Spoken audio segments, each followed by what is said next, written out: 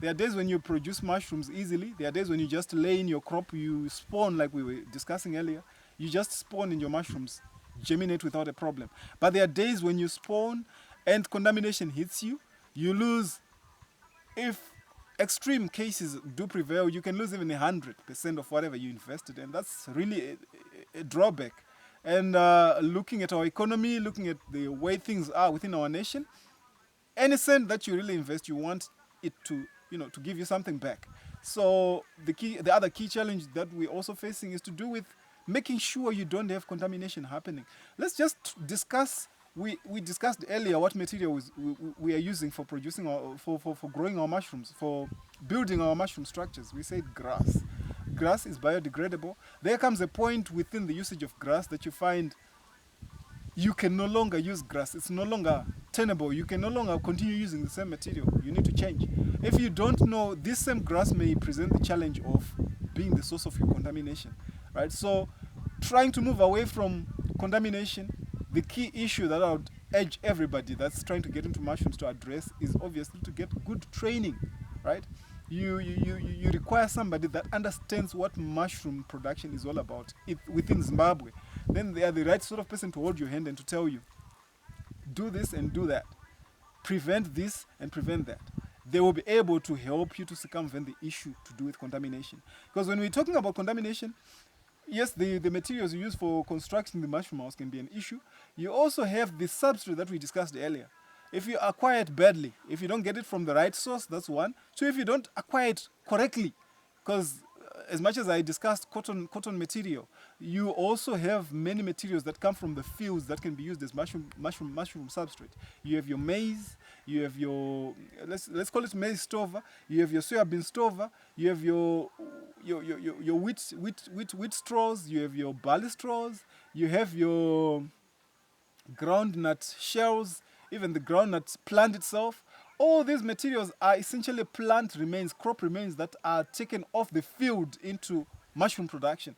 That very process on its own needs to be handled well. If you don't handle it well, you have scenarios where, as much as you've invested, into having a crop, you have contamination hitting you. Why? Because if you acquire a material without observing hygiene, you will acquire material that's dirty.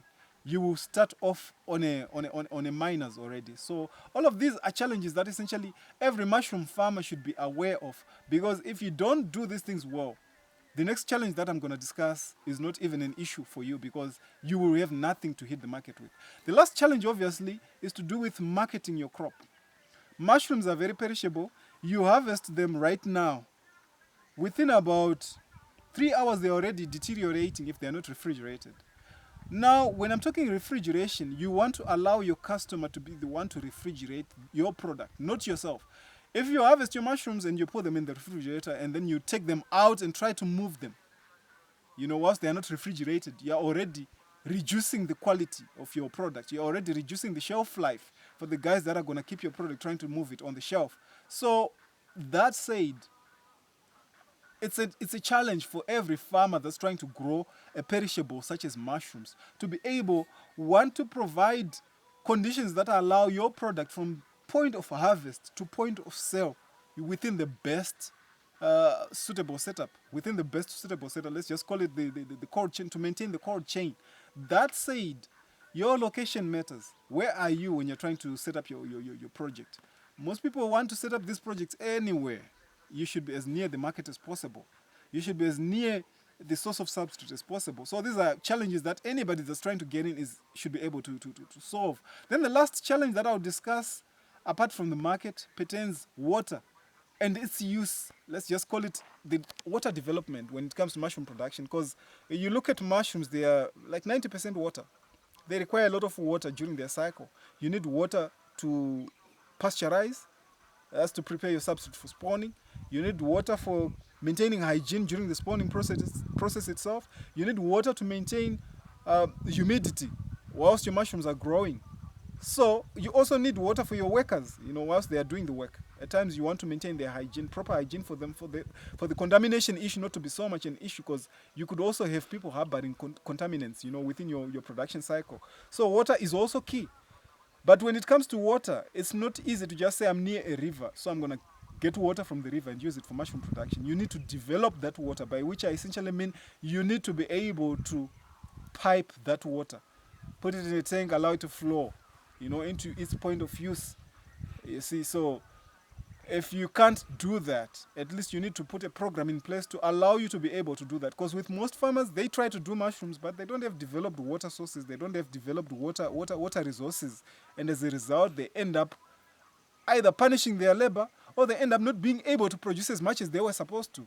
Because if water is not handled well, it will give you a lot of strain and you won't be able to win your war.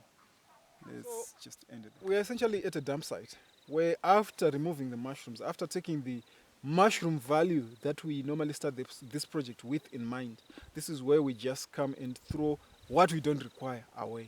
Right? So when you're looking at this dump site, you have two types of waste that we essentially have. This is a bag that's done its cycle. We've harvested a lot of mushrooms from this, and it's given us as much as it could give us. The first thing you want to know is this is fertilizer. All right. If you really dig deep, you find what there's mushroom mycelia, that's just remained intact here. Mushroom mycelia is mainly composed of nitrogen, right? Because we grow mushrooms mainly for protein. So there's nitrogen. There's a lot of nitrogen in this material. But for you to unlock this nitrogen, you will need to compost for a given duration, and you need to handle this well and put it in the soil. Right? So this is the first type of waste that we have. The second type of waste is bags that don't make it through the cycle during incubation. Right? You grow your crop. I was talking about contamination. These are contaminated bags. The spawn didn't make it, but still you have within this intact substrate. Right? Cotton material on its own, even without introducing mushroom mycelia into it, is a good basis for compost. Right? It's very nutritious. It has a lot of carbon within it. It has a lot of nitrogen. But before you send it to the field, you need to compost it. You need to reduce it a bit more. So the best way any farmer, that's doing mushrooms in a garden nearby, like myself, needs to do, when you're done with your material, you remove the plastic. Take the plastic off, and you put this bag in a heap, together with other materials that you are refusing from your production process, right? You can put this together with some grass from your area, from around your area, or it could be twigs, it could be whatever. You just put other plant material, other plant remains together. Create a compost heap, water that compost heap, continue turning it. After a while, you have some very dark manure that comes out. Spend mushroom manure, spend mushroom substrate manure, right? You can take this and introduce it into your field and essentially boost, the capacity of your field to produce more food for you. So here we have a garden going on that's essentially utilizing this same material. We take this material from here. We are not really composting it, but so that's the mushroom substrate story, the spent mushroom substrate story.